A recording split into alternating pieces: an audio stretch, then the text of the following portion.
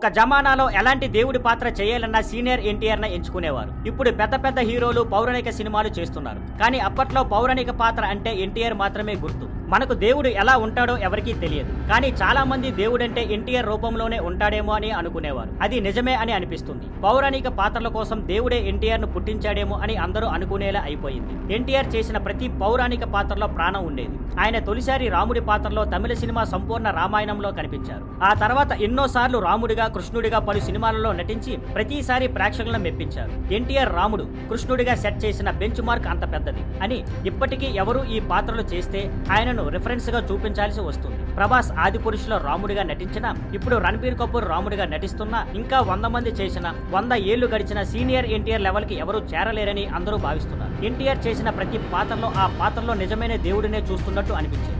అందుకే ఇప్పటికీ ఎప్పటికీ పౌరాణిక పాత్రలు అంటే గుర్తొచ్చేది సీనియర్ ఎన్టీఆర్ మాత్రమే. Thank you for watching. Please like, share and subscribe.